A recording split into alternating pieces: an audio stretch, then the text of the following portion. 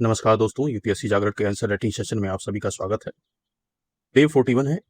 GS 5 से एक question को देखेंगे। क्वेश्चन है, उत्तर प्रदेश में गैर सरकारी संगठनों से संबंधित समस्याओं का विश्लेषण करना है। ठीक है, समस्याओं का विश्लेषण करना है। ठीक है, analyse the problem related to non governmental organisations in Uttar Pradesh. ठीक है, पीवाईक्यू है, 2024 में आयोग ने इसको पूछा था। 125 वर्ड में अप्रोच करना है। तो इस क्वेश्चन को हम लोग लिखते हैं। इसका हम लोग परिचय पहले लिखेंगे। इंट्रो में आप क्या लिख सकते हैं?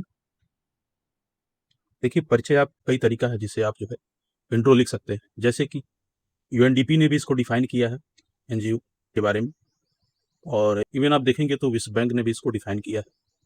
और आप जो है एनजीओ के सिग्निफिकेंस को लेके भी इंट्रो शुरू कर सकते हैं। तो 3 तरीके हैं, आप इंट्रो शुरू कर सकते हैं इससे। ठीक है, तो परिचय में देखिए विश्व बैंक ने कहा है,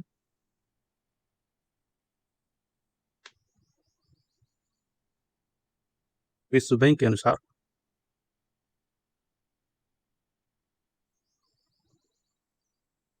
ठीक है, क्या कहना है विश्व बैंक का कि एनजीओ जो है, ठीक है, एक ऐसे जो है ये निजी, ठीक है, और ऐसी गैर लाभकारी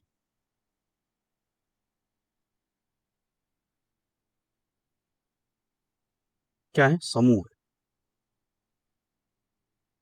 यानी कि एक ऐसे ग्रुप हैं जो कि निजी हैं और गैर लाभकारी हैं। ठीक है, जो मुख्य रूप से देखेंगे,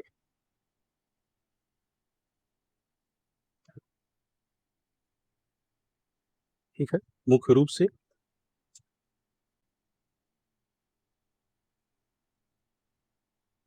गरीबों के हितों को बढ़ावा देने, ठीक है, और क्या करते हैं तो देखेंगे उनकी पीड़ा को कम करने और पर्यावरण की रक्षा करने। ठीक है, बुनियादी सामाजिक जो सुविधाएं हैं,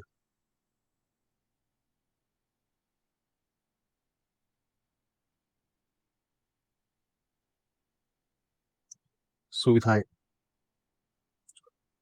या फिर आप देखेंगे तो सामुदायिक विकास,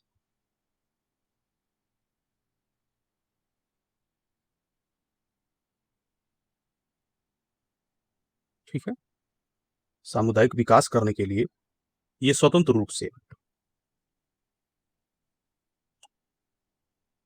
ठीक है, सरकार से, ठीक है, कार्य करते हैं। तो इस तरीके से विश्व बैंक ने एनजीओ को डिफाइन किया है। यूएनडीपी ने भी डिफाइन किया है। यूएनडीपी के डिफिनेशन से भी आप जो है इसको शुरू कर सकते हैं, और आप इसके सिग्निफिकेंस को भी शुरू कर सकते हैं। ये तो हम लोग का हो गया परिचय। अब हम लोग मुख्य भाग में शिफ्ट करेंगे।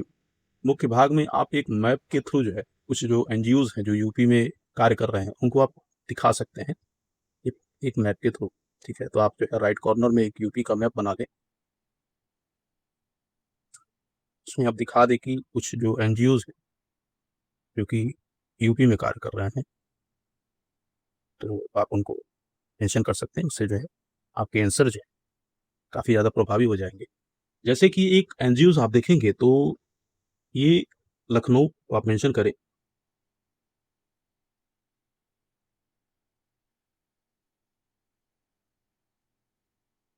लखनऊ में देखेंगे आप तो एक हेल्प एज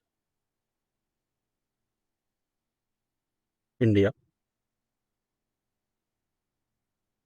ठीक है, इवन आप देखेंगे तो लखनऊ में सेवा जो ऑर्गेनाइजेशन है वो भी कार्य कर रही है। ठीक है, आप जो है फतेहपुर में मेंशन कर सकते हैं,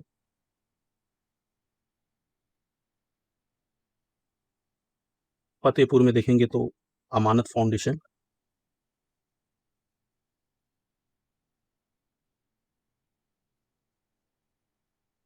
ठीक है, वाराणसी में आप मेंशन कर सकते हैं, कई एनजीओज हैं जो कार्य कर रहे हैं इस क्षेत्र में, निश्चय फाउंडेशन,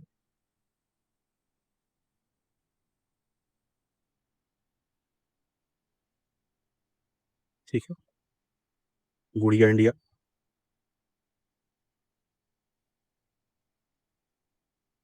ठीक है, आगरा में आप मेंशन कर सकते हैं कि जो है जो प्रारंभ है, ठीक है, वो ऑर्गेनाइजेशन यहाँ पे कार्य कर रहा है नोएडा में। देखेंगे तो गूंज, ठीक है, मुजफ्फरनगर में मेंशन कर लें आप।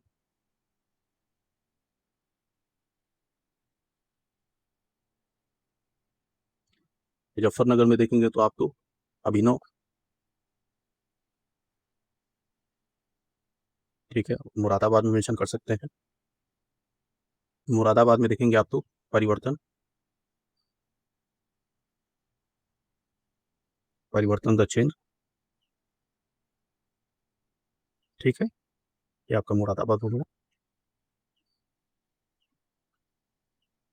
तो इस तरीके से आपने जो है कुछ एनजीओज हैं उनको आपने मेंशन किया राइट कॉर्नर में पेज के, और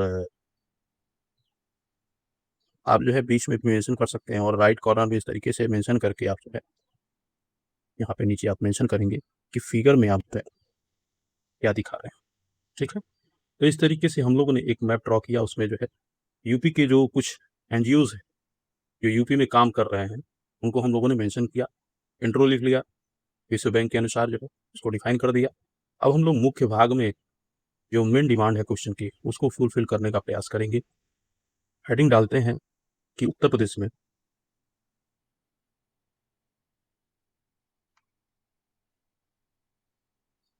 एनजीओ से संबंधित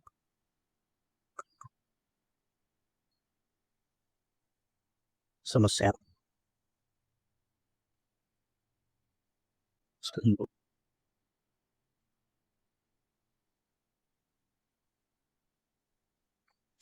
इस तरीके से बॉक्स में कर देंगे, ठीक है। अब एक एक चीज़ जो हम लोग नीचे मेंशन करेंगे। पहला जो कंसर्न है आप देखेंगे तो प्रशासनिक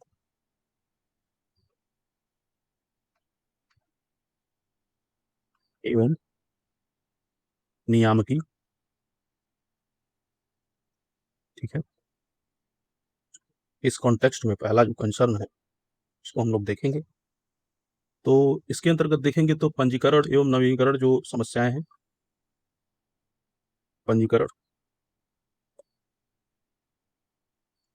यानी कि रजिस्ट्रेशन के कॉन्टेक्स्ट में, एवं जो रिन्यूअल होता है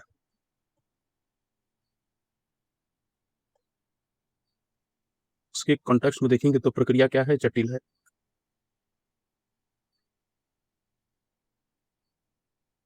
ठीक है।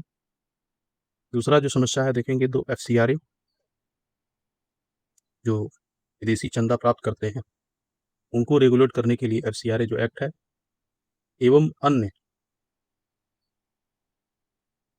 नियमों में कड़ा अनुपालन, ठीक है। अगला इसी में पॉइंट आप मेंशन कर सकते हैं कि अत्यधिक सरकारी हस्तक्षेप,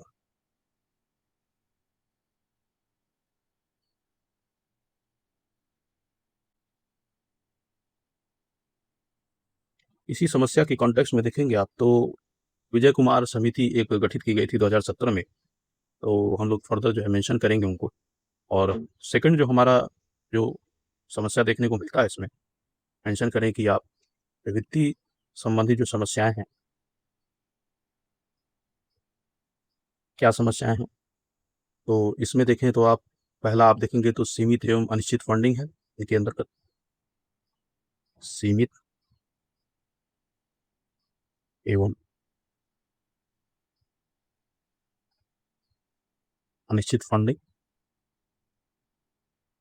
यानी कि फंड के इश्यूज हैं।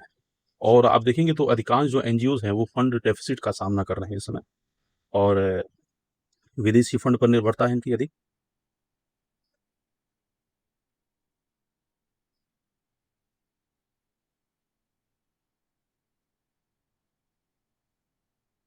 ठीक है। विदेशी फंड पर निर्भरता है। हाल ही में देखिए तो आप जो है जो एफसीआरए एक्ट है उसमें संशोधन विधेयक लाया गया था, और सीएसआर फंड पर देखेंगे आप तो सीएसआर फंड तक सीमित पहुंच है। ये जो बड़ी कंपनियां हैं, ठीक है, तो वो क्या करती है कि जो बड़े एनजीओज हैं उनको जो है ज़्यादा प्रिविलेज है, और अधिकांश जो एनजीओज हैं वो फंड डेफिसिट का सामना कर रहे हैं।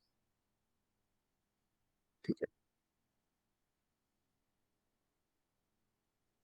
ठीक है। अब हम लोग थर्ड पॉइंट में मेंशन करते हैं कि एक बड़ा ही कंसर्न रहा है, खासकर कि देखेंगे आप तो भारत में। थर्ड जो पॉइंट है मेंशन करेंगे, पारदर्शिता एवं जवाबदेही का अभाव देखने को मिलता है।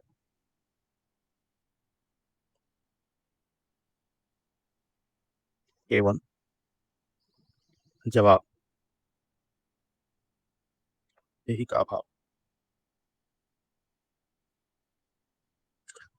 ये बड़ा ही एक कंसर्न का विषय रहा है, और इसके लिए सरकार ने बहुत सारे प्रयास भी किए हैं। देखें आप तो फंड के दुरुपयोग का इन पर आरोप लगता है।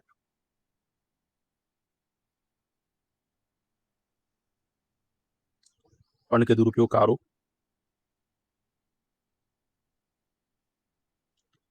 फॉर एग्जाम्पल यदि आप देखना चाहें तो कुडनकुलम जो एटॉमिक एनर्जी जो प्रोजेक्ट था, जो कुडनकुलम परमाणु जो ऊर्जा कार्यक्रम था, उसको आप जो है मेंशन कर सकते हैं।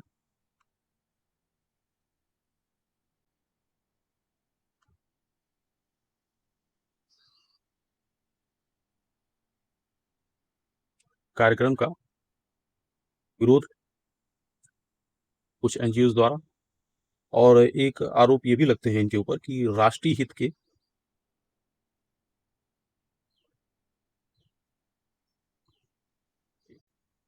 कभी कभी विरोध में कार्य करने का आरोप लगता है।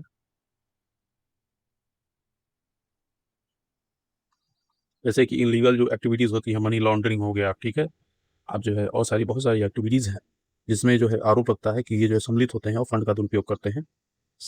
इसी में सेकंड में आप मेंशन करेंगे कि ऑडिट एवं रिपोर्टिंग में कमी, ठीक है, जन विश्वास में गिरावट होता है, देखते हैं आप।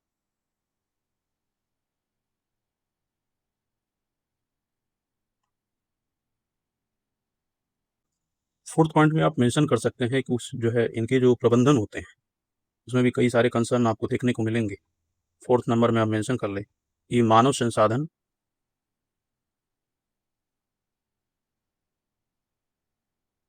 संसाधन एवं क्षमता के कॉन्टेक्स्ट में क्या चिंताएं हैं। वो देखेंगे तो कुशल जो कर्मी हैं और प्रशिक्षित जो कर्मी हैं,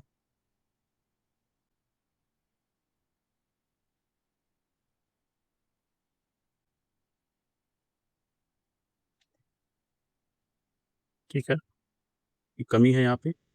और तकनीकी एवं प्रबंधन कौशल का भी अभाव देखने को मिलता है आपको। एवं प्रबंधन कौशल, यानी कि ऑर्गेनाइजेशन को कैसे संचालित करना है, उसका भी कहीं ना कहीं कमी देखने को मिलेगा आपको। ठीक है, फोर्थ पॉइंट हम लोगों ने मेंशन किया, एक पॉइंट आप मेंशन करें फिफ्थ पॉइंट में, बड़ा ही अच्छा पॉइंट है।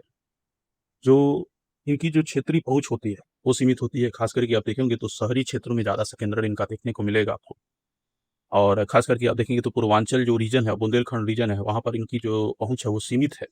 और जागरूकता का भी अभाव मिलता है कि ये कौन सी स्कीम्स चला रहे हैं और इनके क्या सर्विसेज हैं। खास करके ग्रामीण क्षेत्रों में देखेंगे आप तो ग्रामीण जो होते हैं वो जागरूक नहीं होते हैं इनके स्कीम्स को लेके। और कई सारी बाधाएं भी हैं कि जैसे कि जाति हो गया, लिंग हो गया, ठीक है, मेंशन कर सकते हैं आप सामाजिक एवं क्षेत्रीय पहुंच, ठीक है, इस कॉन्टेक्स्ट में भी चिंता है। तो क्या है, तो देखेंगे ग्रामीण क्षेत्रों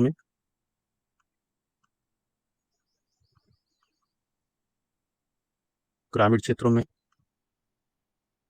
कम पहुंच, और देखेंगे शहरी संकेंद्रण,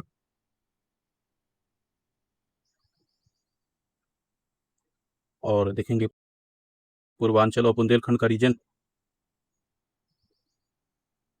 वहाँ पर इनकी पहुँच कम है। ठीक है। जागरूकता की कमी देखने को मिलती है।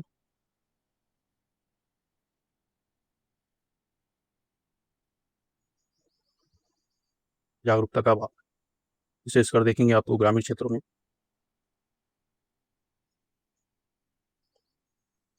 ठीक है। ग्रामीण क्षेत्रों में जो योजनाएँ संचालित की जा रही हैं, योजनाओं के कॉन्टेक्स्ट में आप देख सकते हैं इस चीज़ को। स्थानीय सामाजिक बाधाएँ भी हैं।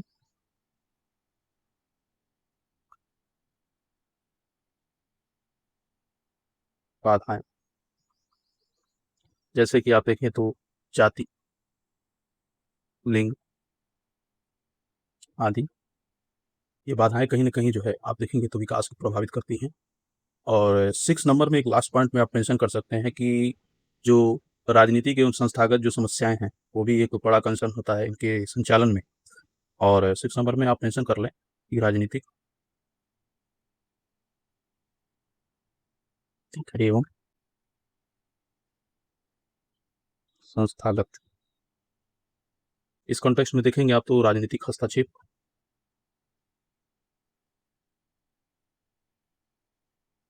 यदि राजनीतिक हस्तक्षेप होगा तो कहीं न कहीं देखेंगे आप तो निष्पक्षता जो है वो प्रभावित होगी।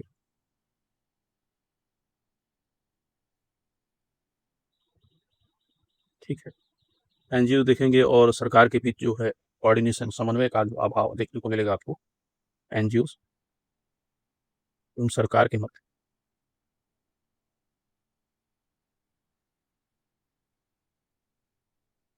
समन्वय कमी देखने को मिलेगी। और एक सबसे बड़ी प्रॉब्लम ये देखने को मिलती है कि योजनाओं का दोहराव होता है। यानी कि एक ही क्षेत्र में, एक ही वर्ग के लिए विभिन्न जो ऑर्गेनाइजेशंस वो कार्य कर रहे हैं। जैसे कि एजुकेशन सेक्टर ही ले लें आप, या पॉवर्टी ले लें, या फिर सैनिटेशन के कॉन्टेक्स्ट में ले लें। ठीक है।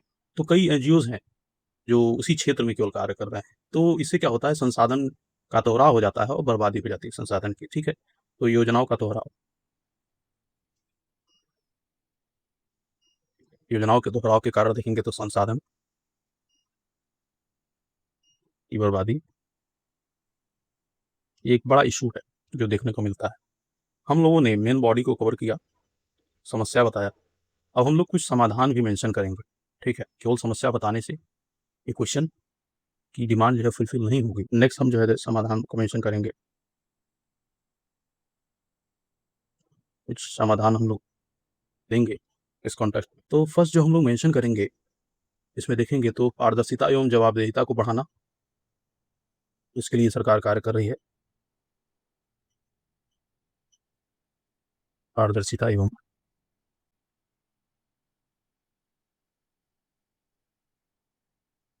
ठीक है को बढ़ाना। इसमें देखें आप तो डिजिटल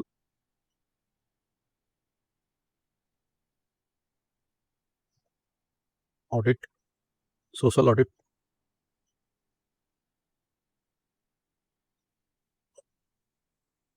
इसके माध्यम से देखें तो आप तो उनको जवाबदेह बना सकते हैं। ठीक है। इसी कॉन्टेक्स्ट में देखेंगे आप तो जो एनजीओ दर्पण पोर्टल है,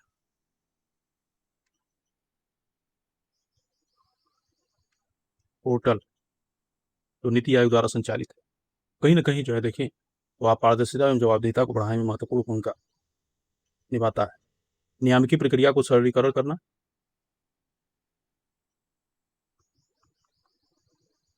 जो रेगुलेशन है उनको आपको सरल करना पड़ेगा। और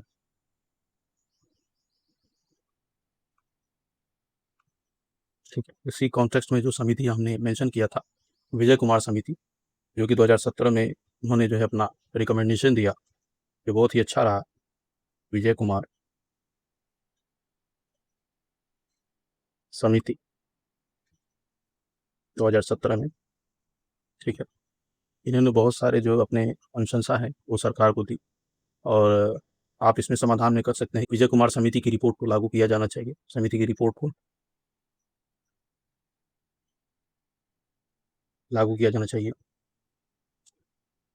इवन आप देखेंगे तो एफसीआरए कार्यान्वयन के विकेंद्रीकरण के लिए सेकंड जो एआरसी जो द्वितीय प्रशासनिक सुधार आयोग है उसने भी जो है रिकमेंड किया था वो एफसीआरए की, ठीक है, कार्यान्वयन के विकेंद्रीकरण के लिए, विकेंद्रीकरण के लिए आप सेकंड एआरसी ने भी देखें,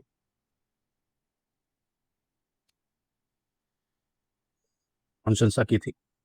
आप नेक्स्ट जो समाधान लिख सकते हैं, क्षमता निर्माण एवं प्रशिक्षण के कॉन्टेक्स्ट में भी कार्य करना चाहिए।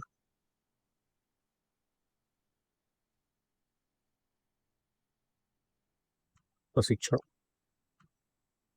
यानी कि आपको कैपेसिटी बिल्डिंग और ट्रेनिंग की सुविधा जो है उसको भी अच्छी करनी पड़ेगी और जो है इनके जो इश्यूज हैं उनको सॉर्ट आउट करना पड़ेगा। आप नेक्स्ट समाधान में लिख सकते हैं सीएसआर एवं स्थानीय जो फंडिंग है उसको बढ़ावा दिया जाना चाहिए, जिससे कि ये जो है विदेशी जो चंदे उन पर जो है निर्भरता इनकी कम हो जाए। सीएसआर एवं स्थानीय फंडिंग, ठीक है, वो बढ़ावा दिया जाना चाहिए, जिससे कि जो फंड के इश्यूज हैं इनके समक्ष आते हैं उनको हम सॉर्ट आउट कर सकें। नेक्स्ट आप कर सकते हैं कि सरकार और एनजीओ के मध्य जो समन्वय है,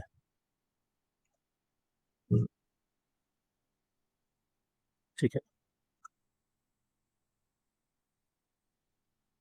ये इसलिए होना चाहिए मित्रों कि ये जो एनजीओज हैं वो ग्रास रूट लेवल पर कार्य करते हैं और कहीं ना कहीं सरकार की जो स्कीम्स हैं उनको सफल बनाने में बहुत ही इंपॉर्टेंट रोल प्ले करते हैं।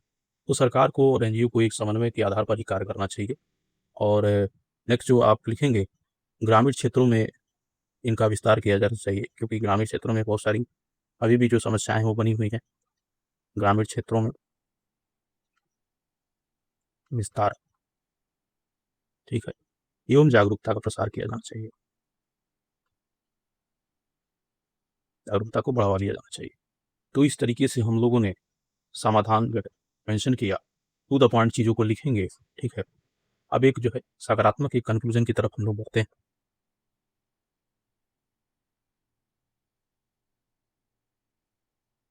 ठीक है, क्या कंक्लूड किया जा सकता है इसको, तो आप जो है कुछ की टर्म्स हैं, ठीक है, उसको आप मेंशन करके जो है इसको समाप्त कर सकते हैं इस क्वेश्चन को। जैसे कि क्षेत्रीय असमानता को कम करने, आप भी जानते हैं कि जो पश्चिमी उत्तर प्रदेश है और पूर्वांचल का रीजन है, बुंदेलखंड का रीजन है, इसमें कितनी जो है क्षेत्रीय असमानताएं देखने को मिलती हैं आपको कई आधार पर, जो है सामाजिक, आर्थिक, ठीक है, एवं जो है आप देखेंगे तो सामाजिक आधार पर भी क्षेत्रीय असमानताएं विद्यमान, जिसको एनजीओ के रूल को सकारात्मक रूप में देखें तो कहीं ना कहीं इसमें कमी देखने को मिलेगी। नेक्स्ट पॉइंट में आप देखें तो समावेशी विकास को बढ़ावा देना,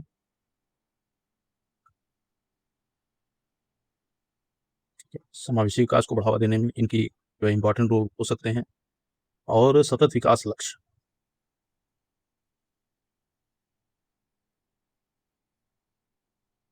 ठीक है, वो प्राप्त करने, आप एसडीजी के जो गोल्स हैं उनको प्राप्त करने के लिए इनकी रोल बहुत ही महत्वपूर्ण हो जाते हैं देश के साथ साथ प्रदेश में भी, और उत्तर प्रदेश को एक मॉडल प्रदेश के रूप में विकसित करने के लिए,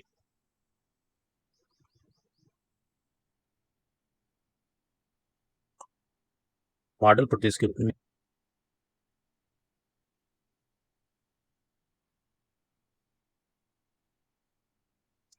करने के लिए भी देखेंगे तो इनके बहुत ही इंपॉर्टेंट रोल हो सकते हैं, ठीक है। तो इस तरीके से आप जो है इसको कंक्लूड कर सकते हैं, और बहुत सारे तरीके हो सकते हैं इसको कंक्लूड करने का। इस सेशन के बारे में आपका क्या कहना है, और जल्दी मिलते हैं हम लोग जीएस 6 के क्वेश्चन के साथ।